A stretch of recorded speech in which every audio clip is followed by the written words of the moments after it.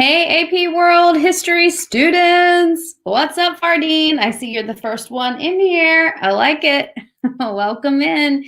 Tonight we're going to talk about point of view and SAQ and all the AP acronyms. Woohoo! So when you get here, drop your name in the comments. Let me know that you're here. I have a document made for you.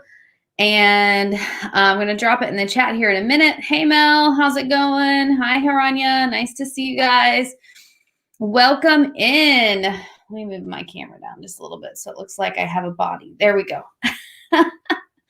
All right. How's it going, everybody? Did anybody have anything good for dinner?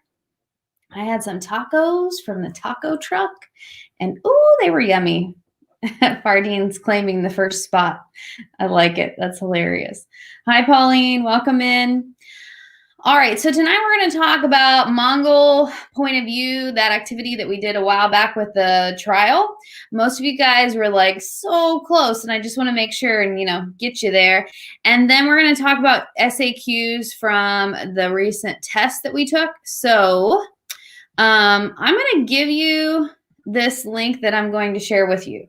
So you have a couple of options. I'll give it to you, and then if you want to fill it out while we're talking about it, you can.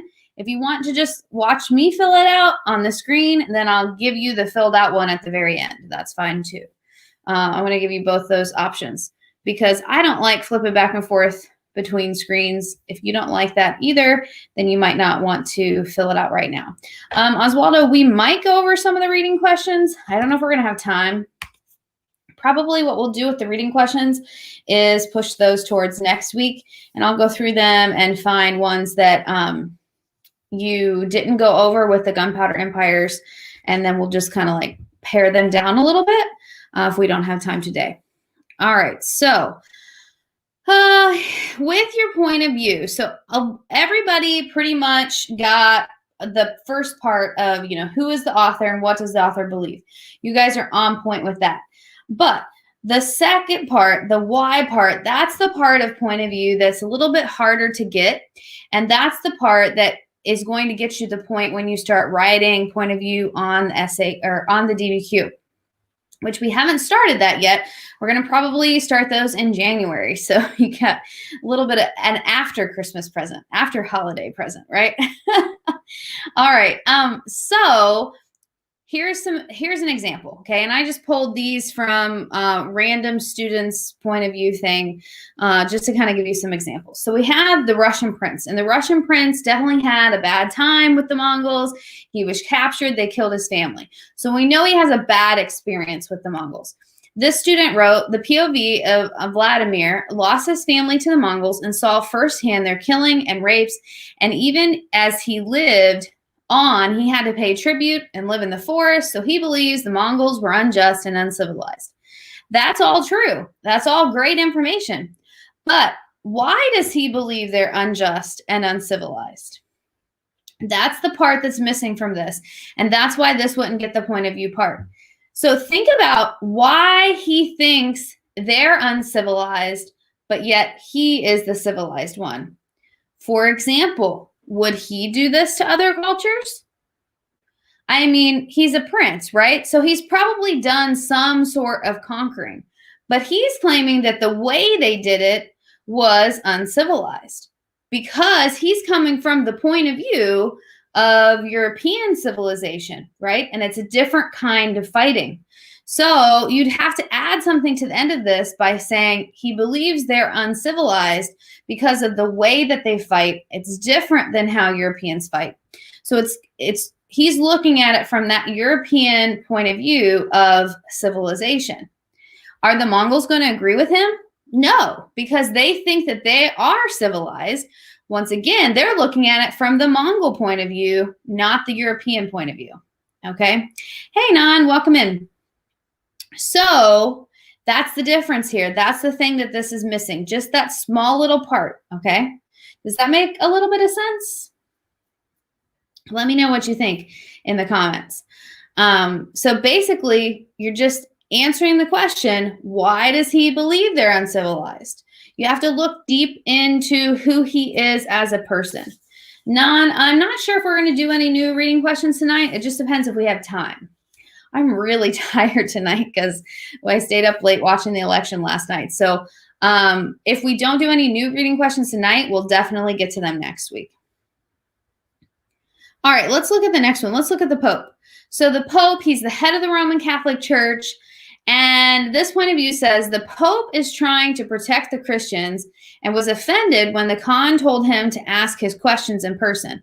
And since the Mongols had killed innocent people, I think he feels as though they are guilty. All of that's true. But why does he believe that? Why does he think the Mongols are guilty? Once again, does he think the Mongols are civilized? No. Are the Mongols good Christians? No. So he's looking at this from a European point of view, also from a Christian point of view. So you could write it from either one of those, and you could say he feels they are uncivilized because they are not Christian. And from a Christian point of view, they're going to hell because of what they're doing. Now, we do know that the popes were all about the Crusades, right? And the Crusades were killing people, but that was different. Why was that different? What's the point of view of the Crusades? And how is that different than how the Mongols were conquering? You can if you want, Casey. If you want to take notes, you can. If not, I can take some notes on this too if you guys don't want to flip back and forth from your screen. So think about this, okay? If the Pope is saying, hey, the Mongols are uncivilized, they're guilty because they're not Christians, and the way that they're doing this and going about this is not okay, that's from his Christian point of view, why were the Crusades okay then? Think about it in terms of point of view. Casey says the Mongols were conquering for land, the Crusades were for religious purposes. Yes, and the Crusades were for religious purposes for whom? To benefit the Catholic Church, to benefit the Pope, right? They were getting benefits out of that. And so from his point of view, that's okay. Whereas because the Mongols are doing it and they're uncivilized, that's not okay. So to make this a little bit better, I would say the Pope's trying to protect Christians. He's offended when the Khan asked him for questions. Since the Mongols had killed innocent people, he is guilty. The Pope believes that the Mongols are uncivilized because they are not Christian. And they are fighting in a very unchristian way. I think he even says this in the trial. He talks about how they're, killing innocent people and like, this is not okay. But once again, not this Pope. I think, this Pope, he might have had a hand in the Crusades, but there was an earlier Pope, I can't remember his name right now, I'd have to look it up, that would have started the Crusades. I'll have to look. Well, we'll look that up. But anyway, either way, it's still killing, right? But because it's coming from a different point of view, it's okay. So when you're thinking about point of view, think about why this person believes it. If the Pope wasn't a Christian, if the Pope was a Mongolian, he's obviously not going to agree with this point of view, right? All right, let's look at the next one. We have the Confucian scholar, and our information said that they believed the Mongols only used the Chinese people for their revenue. They wouldn't even allow intermarriage between Mongols and Chinese. They dismantled the civil service exam. They caused many losses, as well as they put Han Chinese people at the bottom of the social class system. Their point of view, they believed they were uncivilized because of the discrimination that they caused against Chinese people. That's true. They did believe that, and it was due to discrimination. But think about the status that Confucian scholars held before the Mongols came. What was that like? What was their status like? I will, Fardeen. I will. Thanks for reminding me. Hi, Damien. Hi, Sahir. So what can we say about the Confucian scholar's status? We know after the Mongols come in that they are discriminated against. Most of them lose their positions. Civil service exam is taken away. What do we know about Confucian as a whole? It's all about respect, right? So what do you think their point of view for feeling like the Mongols are uncivilized is? They feel this way, yes. Why do they feel that way? Not just because of discrimination that they caused against the Chinese people. Do the Confucian scholars care about like the really low Chinese people? Probably not as much as they care about themselves, right?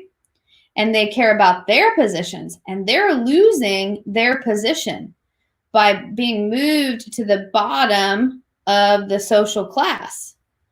They're killing people rather than paying respect. Well, that's a little bit true, but Friday, they're not. The Mongols didn't come in and kill all the Confucian scholars. They just kind of took them out of their role, and some of them were allowed to be kept in their role, but some of them were not. And then they replaced Confucian scholars with foreign people in the government. So that was like an even worse thing, right? Because the Confucian scholars, they didn't want to lose their job, let alone to some foreigner. So you could say something like, Xin Yi believed they were uncivilized because of the discrimination they caused against the Chinese people, and the fact that Confucian scholars lost their jobs, or some Confucian scholars, let's say that, some Confucian scholars lost their jobs and lost respect within the community.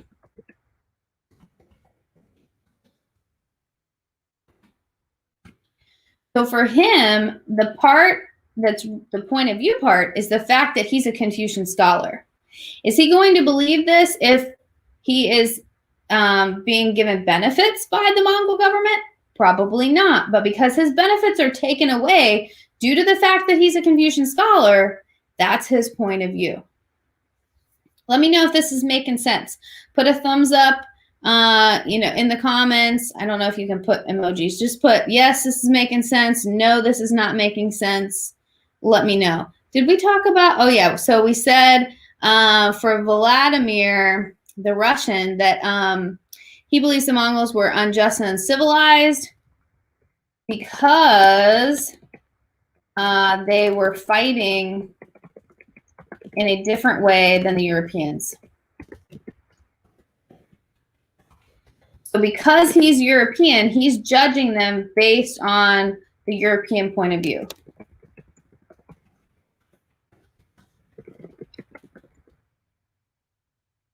Casey found a thumbs up. Awesome. And POV is point of view. Okay. Just too tired to write the whole thing. Don't make me write all 3 words. I just can't do it. All right. So Genghis Khan, he testified that he unifies the Mongols, that he tolerates religions. I'm going to throw this down here so we can see it with the point of view. That he creates the first written language. He supports merchants and artisans, and he creates a legal code, creates the largest empire in history, interaction with goods and religion. So all this good stuff, right? Now, this is what this student wrote for POV. It says he's a bit biased since, well, he was the leader of the Mongols. He believes he and his family were civilized conquerors, rulers, and that he was tolerant of other religions. He helped create the first Mongol written language. He helped the economy grow, supporting artisans and merchants of trade and craft, and also created a legal code called Jaska. He claims that he unified the Mongols because all of the things that he accomplished. So this tells us who the person is. This tells us what he believes, right?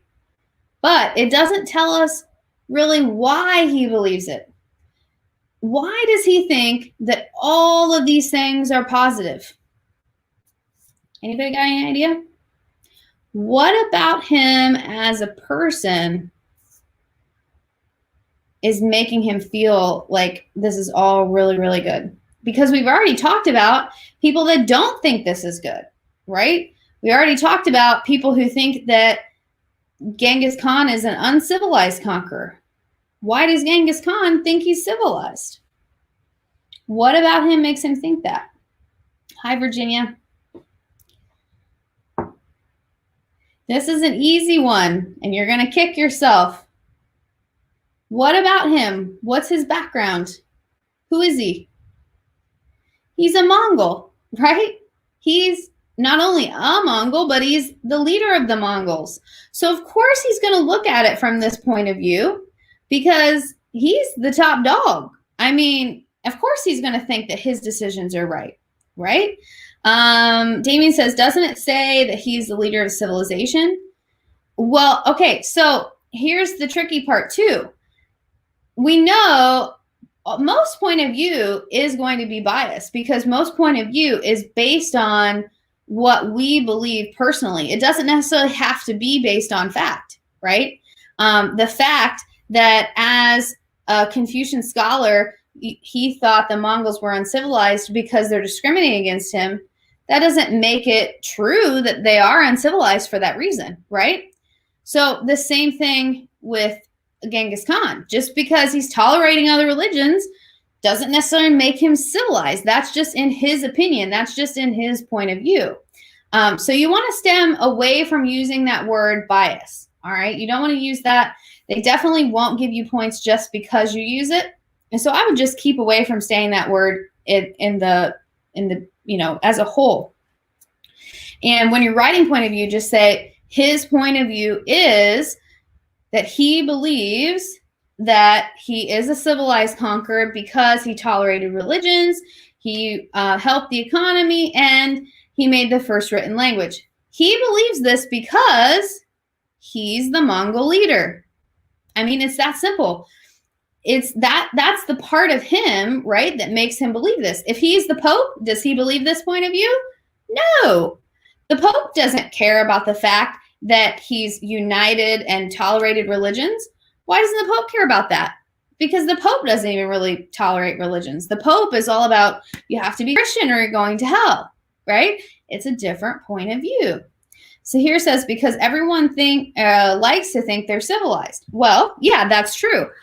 But why does everybody think that? Because of our point of view, right? I mean, we look at it from a point of view that may be different than somebody else.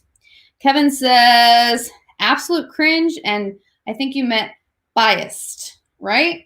You gotta spell it right. But don't use the word biased. Just throw that out of your vocabulary. They don't want to see that on AP test. So to write this one, I would just simply say Genghis Khan, if I can spell it right, believed that he was a civilized conqueror.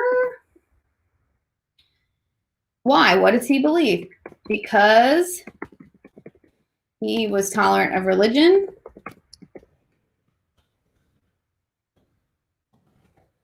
and helped the economy. Now, what about him makes him believe this? He believes this because he's the Mongol leader.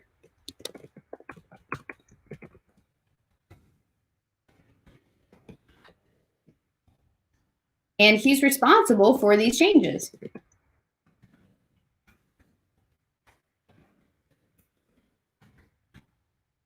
Now, they happen to be good changes, but do you think from his point of view that he's going to think that he wasn't civilized by going and building his empire? No. He thinks that he was, right? Because he's building this vast empire, he's unifying this empire, and he's doing all these good things. So what if he kills a lot of people along the way, right? He's doing it.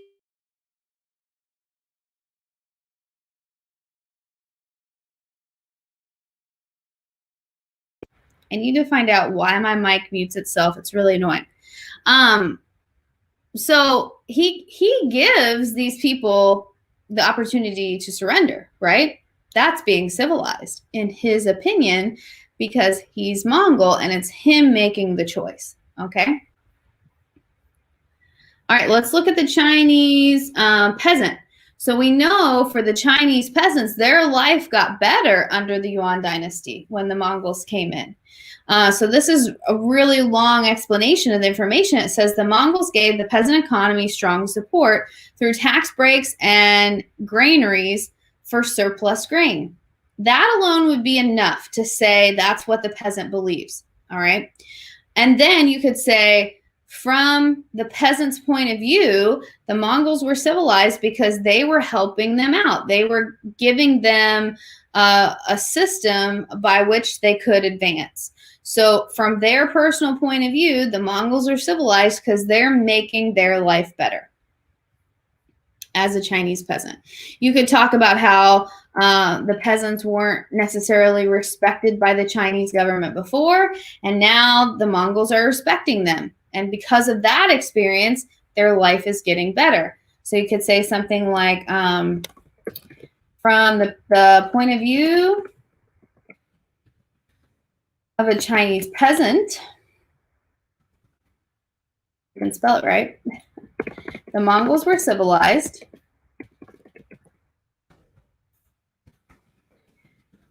because they made the peasant's life better through, stronger support in the economy,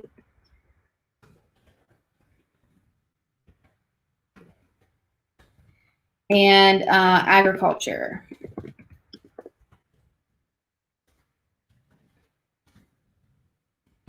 Now, why do they believe this? They believe this because they're experiencing this firsthand after the Chinese government didn't give them the same kind of treatment.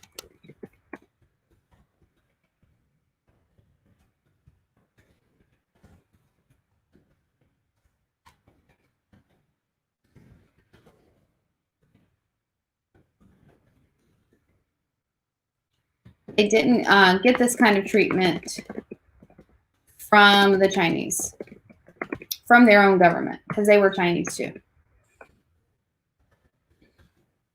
Now, one of the things that affects their point of view is money, right? Their socioeconomic status. If they were rich, do you think they'd care about this as much? Probably not, because they don't need the help. So you can say the fact that they were poor and the Mongols helped them out, gave them a positive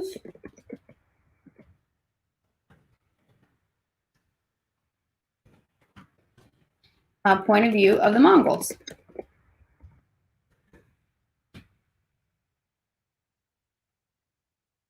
So try to think about, okay, why do they believe this and what is affecting that belief? Okay, that's what you're looking for with point of view. Let's look at the Buddhist leader of Tibet. So this student wrote,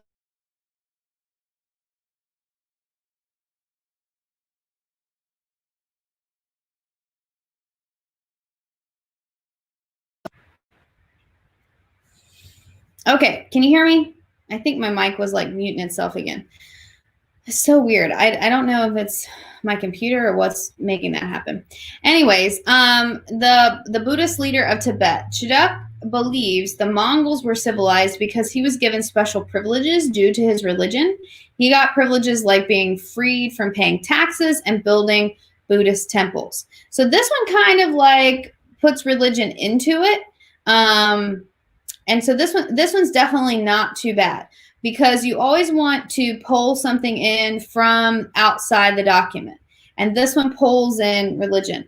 To make this one a little bit better, you could probably say because he is a Buddhist and the Mongols respect Buddhism, he gets privileges and therefore has a good point of view of the Mongols. Something like that. But this one's not too bad. It addresses religion. I think it would get the point. Okay, so you have to remember, for point of view, who is the author, what does the author believe, and why does the author believe it? That's often outside the document. Another good example, think about this election that we're going through right now. I got on my Facebook and already I can see point of view from people, like the people who supported President Trump, they're saying, oh, there has to be voter fraud. Look at all the votes that they're counting that weren't even real ballots. Why is that their point of view? Because they think that President Trump should win, right? That's their point of view. That's what they believe. And so they're looking at things to try to make sure that that's how it is. Most of those people, why do they want President Trump to win? Well, because of their religion, because of their personal beliefs, maybe because they don't want taxes to go up and he supports, low taxes, all of these things, right? So you are voting for someone based on your point of view, the things that are important to you. That's the same thing with point of view in documents. Damien says, wait, so why shouldn't we use the word bias? Well, you just shouldn't. I can't really tell you why. But they always tell us at AP trainings that bias, they won't count it. I think sometimes students will just say, the point of view of this document is that the Pope is biased of the Mongols. Well, that's true, but why is he biased? And then the person will never explain that. And so they don't get a point. Whereas they're thinking because they said that he's biased, they should get a point. Okay. If you're going to use it and then explain it, then maybe. But I think oftentimes when you use the word biased or when students use the word biased, they forget to explain it. And I think that's the problem. So you're saying, isn't the whole point of finding point of view is to explain? So, yeah, I mean, kind of, yes. But they want you to try to explain it without using that word. I really don't know why. That's just what they've told us at the trainings. I think it's because oftentimes students will just say, well, this is bias, and then not explain it. I think that's why. If you throw it in there and you explain it, then they're going to look at your explanation more than that word. Does that make sense? So I think that would be all right as long as you're explaining it. But when you're looking at a document and you want to try to find the point of view, you definitely want to target documents that have someone of a religious background, because religion can always make you think differently about a topic. Okay, take for example, freedom in general and owning guns. A lot of my really religious friends are like, I should be able to own a gun because that's my freedom, that's my right. And, my freedom is guaranteed by the Bible. I've heard that before. And that's their point of view because based on their religion, right? If you think that abortion is okay, if you think that a woman should have their right to choose, that could be based on the fact that maybe you're not very religious. I mean, all of that stuff has to do with your point of view. Religion, though, is definitely one of those things that always affects point of view. Your socioeconomic status, okay? How rich or poor are you? That definitely affects point of view, because if you're really, really rich and you don't got to worry about money, then, your point of view is just going to be different than somebody who has to worry about money. So here's some examples of things that you want to look out for. Religion of the person, socioeconomic status. What else? Gender. Gender is really important too, because let's say that you get a document that's written by a man and it's about the rights of a woman. Well, what does that man really know about women? Am I right, ladies? I mean, come on. What do they really know about us? Right, boys? You're probably thinking, you're so right, Missy. I don't know the ways of women. We're very mysterious. It's true. But, or if a woman is writing about a man, we don't know what it's like to be a man, and you guys don't know what it's like to be a woman. So gender definitely has something to do with point of view. What are some other things that could affect point of view? Oh, here's a good one. Age. Definitely age. You and I, we're probably going to disagree on some things. We're going to have a different point of view on some things because I've been through different things in my life because of my age versus you guys. Can you think of any more? What other things affect our point of view? Life experience. Now, that one might be kind of hard because sometimes you're not always going to know a lot about the person that's writing the document. They might be somebody famous like Marco Polo, and you might be able to say, oh, well, Marco Polo writes from the outsider's point of view because he's from Italy and he's going into the Yuan dynasty, you know? And so that could be something that you could know about his life experience, but it would have to be somebody famous, you know, somebody that you knew. These are all things outside the document that are going to affect your point of view. All right. So think about this election as a really good example of that, because you are probably seeing all over social media right now everybody's point of view. What is in general the young people's point of view? Is it about the same? Sometimes.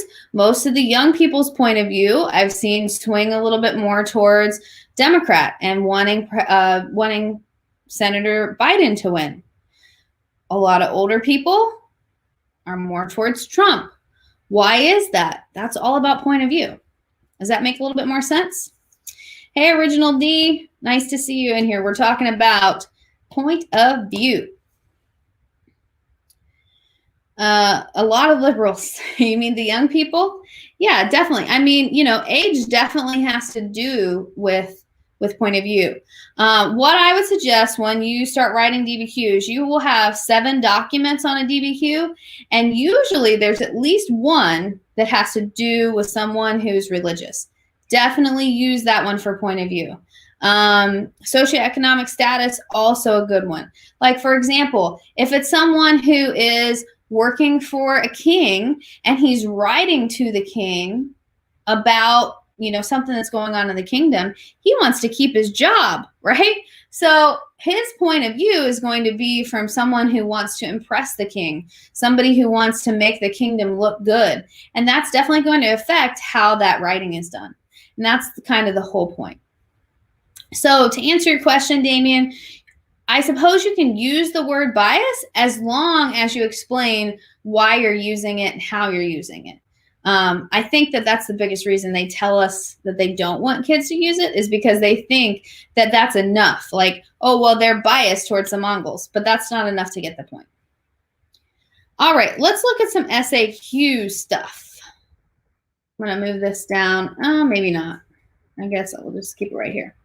All right, so one of the SAQ prompts that we have had recently was about technological changes that led to trade in the Indian Ocean. I saw a variety of these. Most of the ones that didn't get 3 points is just because there wasn't enough detail. Also, remember, a change, you need to talk about what happens before and after in order to show change. So, for example, this one says, one way that technological changes facilitated trade in Indian Ocean was through the use of astrolabes. This device measured latitude and proximity to the equator, which helped travelers at sea navigate directions to the north or the south. This device helped increase transportation in the Indian Ocean, which led to more trade and travelers in the region. This one's really good, but it doesn't talk about before the astrolabe, before the technological changes. So you could maybe throw in something about how before this technological advance, there weren't as many people who could navigate easily like this. And then that's going to lead to more trade and travelers in the region. Okay. It's as simple as just putting in something that shows that change, shows how this change affected trade. Okay. Let's look at this one. One technological change that facilitated trade in the Indian Ocean was the understanding of monsoons. One way that trade in the Indian Ocean led to political change was that rulers used the commerce gained from trading to build larger states. Okay, then they just went to a different topic, right? So the only thing that really is about the technological trade is this right there. Those other two go with the other parts of the SHQ.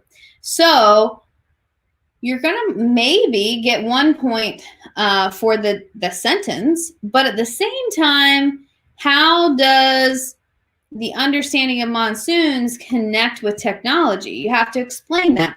Why does it connect with it? How does it change it? So, for example, what was it like before they knew about monsoon winds? And then how is it different after they knew about monsoon winds? Explaining it, all right? You want to try to remember with SAQ to explain how and why something happens. And then if it's a change, what happens before and what happens after. Let's look at the next one. One way that technological changes facilitated trade in the Indian Ocean in the period 1200 to 1450 was how the innovation and improvement on ship and navigational technologies led to easier and faster transportation across the Indian Ocean. That's pretty good. This came in the form of the astrolabe and the magnetic compass for navigation. Chinese junk ships with stern post rudders and lateen sails for more speed and stability, and large ships which helped traders have bigger loads and trade more. This allowed for transportation across the Indian Ocean to become easier, and it allowed loads to become larger, further increasing and promoting trade. So this one's pretty good. That last part, I think, would probably get the point for showing change, because it talks about how, things became easier than what they were before, how it promoted the trade and increased trade. This one just kind of depends on how picky the reading is that year. So sometimes when the grader is reading it, they'll be looking for specific things that you would talk about to show that change. This one might make the cut. I would say to maybe make it a little bit bigger, you could move that sentence to the beginning and say, one way that technological change facilitated trade was innovation improvement of ships and technology to make things faster than what they were before on the Indian Ocean trade route. Okay, it seems so little, but it's really interesting how the readers will break some of this stuff down, and you have to be so specific in how you write it. And the thing is, we don't know what they're going to ask on the AP exam, so we don't know, really how to prepare except for just practicing.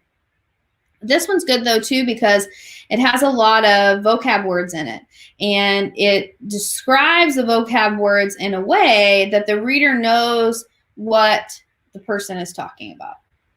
Does anybody have any questions about these?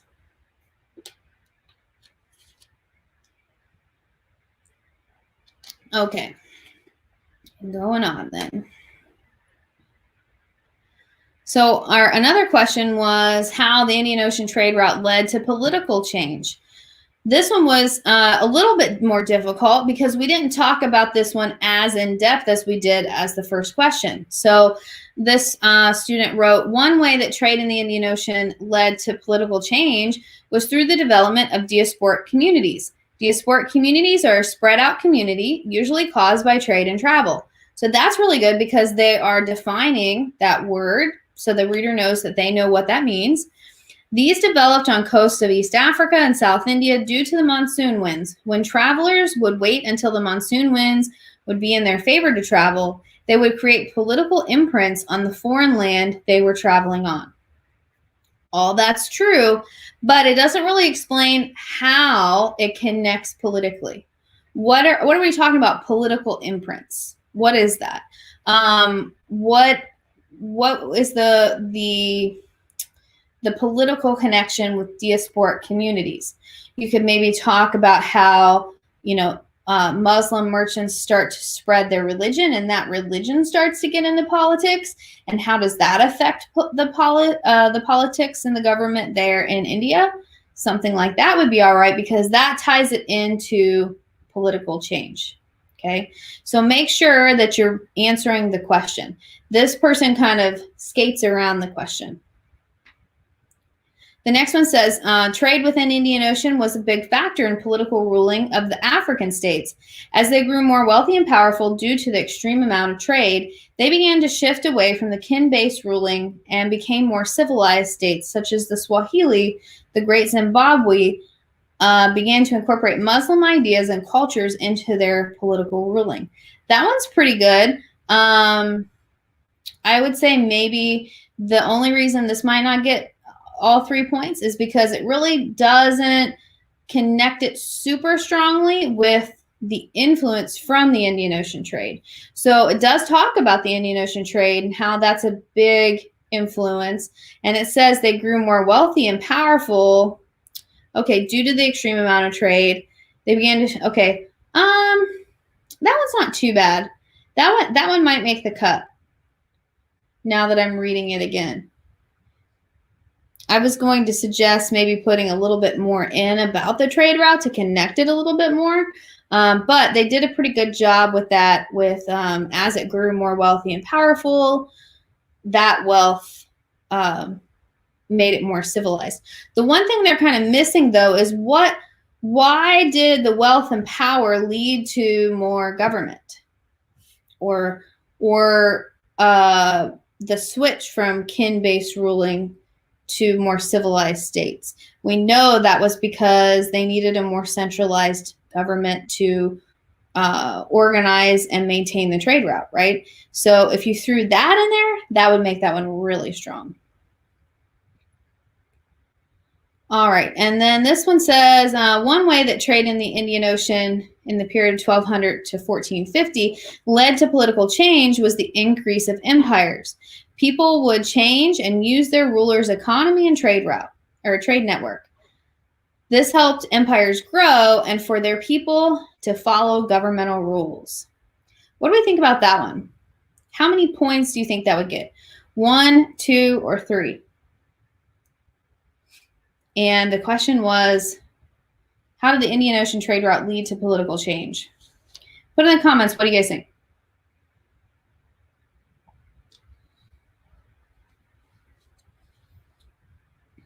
I need to play the Jeopardy song. Do, do, do, do, do, do, do. What do you think? 1, 2, or 3?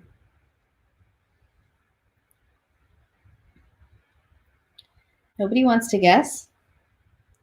Nobody's feeling confident tonight? Anybody? Anybody? I'm going to pull it up on my phone. Maybe it's coming up faster on my phone. Oh, you will all be very happy to know that I have Xfinity internet on the way. Tonight, it hasn't been lagging, knock on wood. But, yeah. Okay, I've got a 2. I've got somebody brave who said 2. Nobody else? Nobody else, huh? Nobody else wants to be brave. All right. I would say this would probably get a 1. And the reason is because it really doesn't tell me much. And a 1 would be generous because it doesn't really tell specifics. All right. You need to be very specific. One way that trade in the Indian Ocean led to political change was the increase of empires. Yes, that's true. But where at? What empires? Give examples. People would change as their ruler, economy, and trade network. What's that even mean? Change and use their ruler's economy and trade network? What's that mean? I don't know. This helped empires grow and for their people to follow governmental rules. Oh, so we needed the economy and the trade, and yeah. It's kind of just not specific enough, okay? I can kind of see where this person's going. I think that they're talking about like centralized government and how the rulers needed a centralized government to run the trade and to manage the trade. That makes some sense, but you need to be very specific. The reader cannot read into what you're trying to say, okay? All right, but no problem because we're going to get more and more and more practice. That's what I'm trying to say. Okay, how did Indian Ocean trade route lead to cultural change? All right, so let's look at this one. It says one way that trade in the Indian Ocean led to cultural trade was the spread of Hinduism to Southeast Asia. I think they're meaning cultural change. Through the trade of the Indian Ocean, Hinduism became more prevalent in Southeast Asia, which can be seen by the temples that were constructed in Kumar, such as Angkor Wat. Very good use of some vocab words. The Hindu temples that were built in Southeast Asia show how culture was able to spread from the trade in the Indian Ocean. all true, but how does that really change culture? What's the change there? So this person would need to talk about how this changes the religion's beliefs in the area and how that, you know, kind of forms the culture. How does it influence the people there? This one would probably get a 2 because it does talk about, you know, some very specific stuff, but you need to show that change in culture. The next one says, one-way trade in the Indian Ocean in the time period 1200 to 1400 led to cultural change was the understanding of monsoon winds. Monsoon wind gave merchants the understanding to move safely and efficiently during travel, and governments or people in power would send merchants at the time of trade in the Indian Ocean. That one's not too bad, but it doesn't really have anything to do with culture. What do the monsoon winds have to do with the changing of the culture? I think they're kind of trying to go towards like how there was Diasport Communities, possibly. That could definitely be a cultural shift and a cultural change, but they don't mention that or talk about it, okay? So once again, be very specific. Another one is one-way trade in the Indian Ocean led to cultural change is when different communities would introduce their traditions to other countries when traveling or trading. This caused the Indian trade route to become more diverse and was open to more traditions. Very true. None of it's specific. You got to be specific. That's the big thing, okay?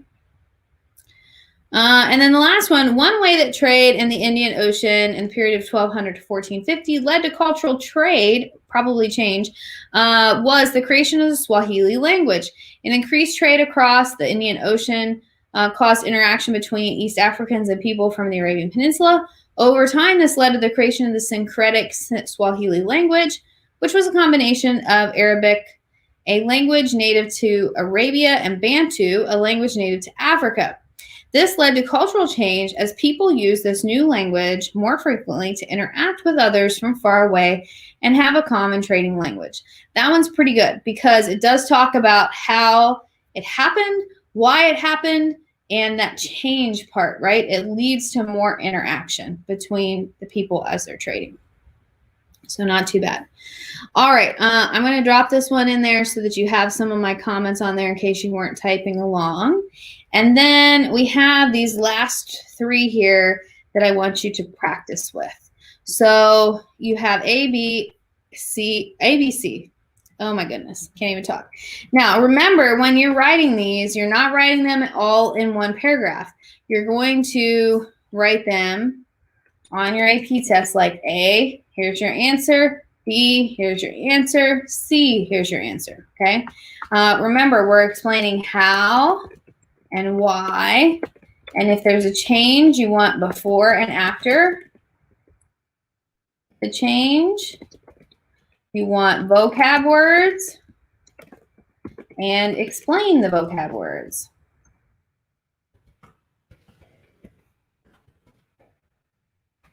Okay, so let's brainstorm a little bit, and then you guys can do these on your own for some extra credit if you would like. It says, identify one way in which the Silk Road trade route was changed due to the establishment of the Mongolian Empire. This was supposed to say, or the Mongol Empire. So one way in which the Silk Road trade route was changed due to the establishment of the Mongol Empire. Oh, goodness. So sorry. So what do we got? What kind of changes occurred because of the Mongol Empire on the trade route? Think back to when we talked about the Mongols. What do you got, people?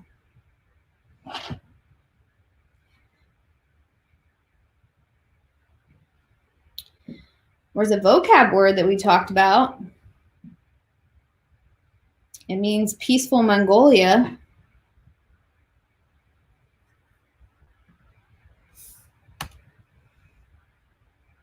Yeah, they made it safer.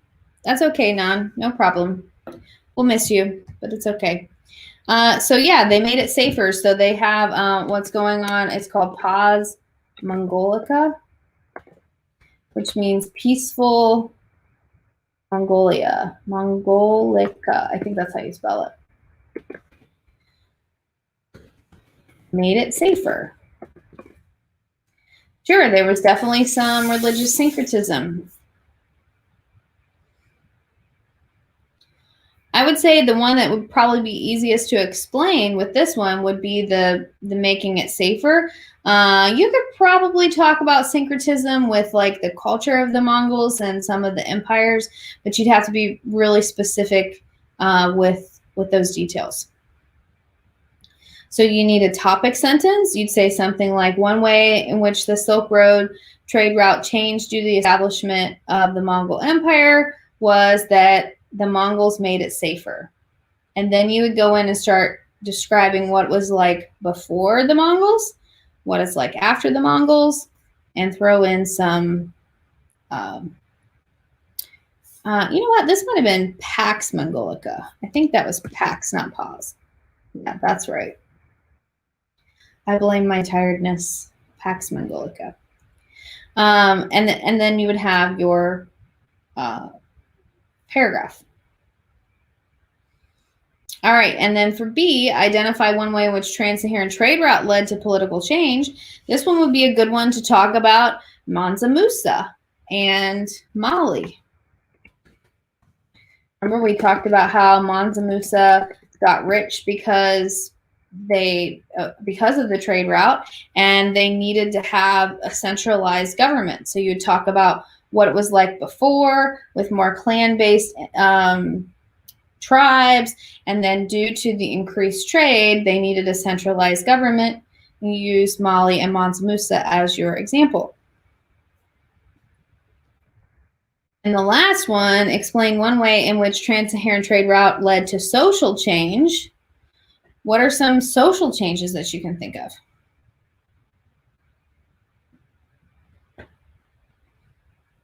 Anybody got any ideas? Are we all just too tired?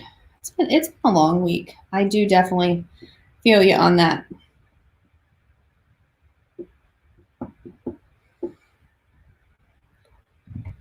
Social change, we could talk about religion, right? What kind of social changes does religion cause? Could be increased or decreased rights of women, depending on where you're talking about. So here, yeah, you're right. So you could talk about religion. You could talk about women's rights. Decreased or increased, depending on where you're talking about. The Bantu language, sure. Now that one's going to be more for the Indian Ocean trade route. So since this one is trans-Saharan, Fardeen, you might want to stem away from that because the Bantu Swahili, that's going to be more in East Africa. So I would use this if you were talking about the Indian Ocean. But since this one's a trans-Saharan, religion and like the spread of Islam would probably be a better one to go with. Okay, so make sure that you have a topic sentence. I'm gonna put that up here. And you're explaining how and why. Put some vocab words in there. And if it's a change, what was it like before? What is it like after? So for example, if you're going with religion, what was it like before Islam came? What was it like after? All right. So these three will be extra credit. If you want to do them, you can put it in your notebook and just label it SAQ extra credit, and I will grade it the next time I get in there. Does anybody have any quick questions before we hop off of here? Since we didn't have time to do reading questions tonight, I will definitely look through the reading questions, make sure that we cover any that we may not cover when we talk about the autopsy. On Friday, you're going to be doing a lot of the Gunpowder Empire information with that, so we might not need as many of those reading questions. Oh, no problem, Fardeen. Totally understand. Totally get it. Like, is it too early to go to bed right now? Because I'm ready. I'm definitely ready. All right, guys. Well, if there's no further questions, I'm going to hop off of here. I will drop this link one more time just in case you haven't gotten it. And if you want to do it right on that link, you can, and put it in your notebook for extra credit. That would be fine. There you go. And I will see you next week, same time, for some reading questions about the Gunpowder Empires and Unit 3 in general. All right. You guys have a great night. Go do some relaxing before you all head off to bed. And I will see you tomorrow or Friday. Thanks for joining.